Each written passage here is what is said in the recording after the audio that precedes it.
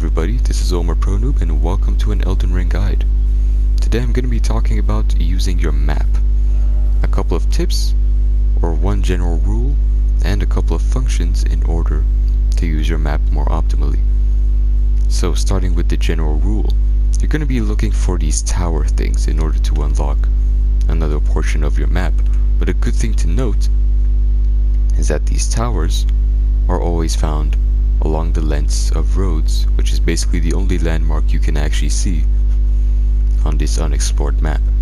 So always follow the roads. That should be your first priority in order to get the map. Then you can start doing your exploring. Now in terms of other functions, I'm going to be talking about avoiding having to drag your cursor down across the entire vast land. It's going to get very inconvenient once you start unlocking more and more areas. So, a cool thing you can do is pull up this menu, which has every single area and every single site of grace, including the round table hold. So now you won't need to drag your cursor all the way down to the very corner of the map just to get to the round table hold. You can just pull up this menu and travel there in an instant. Now another thing is that it always locks onto the last grace selected, or if I pull up this menu again, it always takes you to the closest grace to your area or to your player.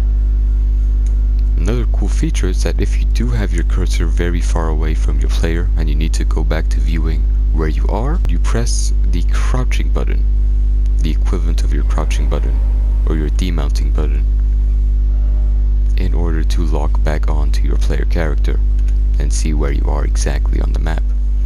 And now finally, for our multiplayer users, if you need help on a boss or if you need help just exploring in general, you can press L1 in order to show a couple of nice little highlighted color-coded areas and summoning pools.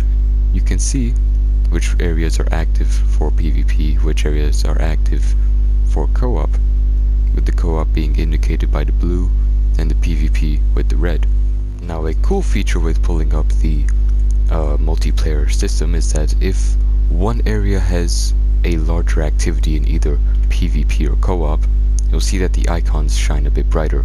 So here we have PvP being a lot more active here, so as you can see it's shining a lot brighter than the co-op. Meanwhile, if we go down to Limgrave and this area in specific, we can see that this area is more predominantly about co-op, with a slight amount of intensity on PvP. Overall, if it shines more, if each symbol shines a little bit more, you'll see that there is larger activity in that area and in that pool. And that is everything. So hope you enjoyed, hope you found it useful, and hopefully it should make your traveling experience in Elden Ring a little bit easier.